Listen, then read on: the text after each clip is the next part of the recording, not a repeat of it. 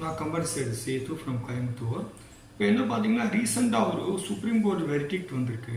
இது என்னன்னு பார்த்தீங்கன்னா section 107 of the CGST act and section 112 of the CGST act HGST act.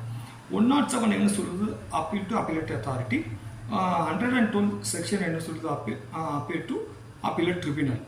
இப்போ என்ன ஒரு ரீசெண்டாக ஒரு இன்சிடென்ட் அருமையான ஜட்ஜ்மெண்ட் சுப்ரீம் கோர்ட்டில் வந்திருக்குன்னு பார்த்தீங்கன்னா, நம்ம வந்து குவாஷி ஜுடிஷியல்னு சொல்லக்கூடிய அப்பீல் ட்ரிபியூனலுக்கு நம்ம வந்து ப்ராப்பர் ஆஃபீஸர் கோர்ட்டு ஆர்டருக்கு எகென்ஸ்டாக ஃபைல் பண்ணுவோம்.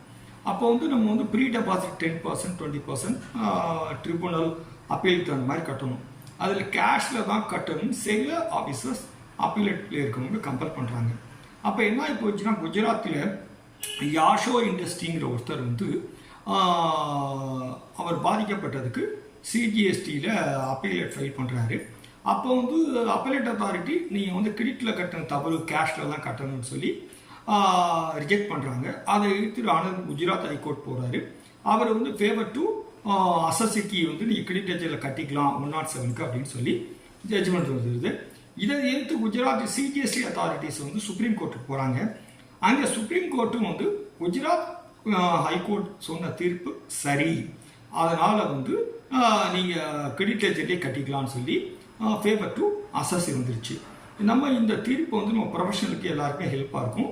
சில அத்தாரிட்டிஸ் கேஷில் தான் கட்டணும்னு கம்பேர் பண்ணுறதை கட்ட வேண்டாம் அப்படின்னு நம்ம இந்த ஜட்மெண்ட்டை பேஸ் பண்ணி தாராளமாக ஆர்ஜி பண்ணலாம். நம்ம ஸ்டேட் அந்தந்த ஸ்டேட் ஹைகோர்ட் கொடுத்தா கூட சில ஆஃபீஸர்ஸ் வந்து கேர் பண்ண மாட்டாங்க. சுப்ரீம் கோர்ட் கொடுத்தா யாரும் மதிக்க மாட்டேன்னு சொல்ல முடியாது.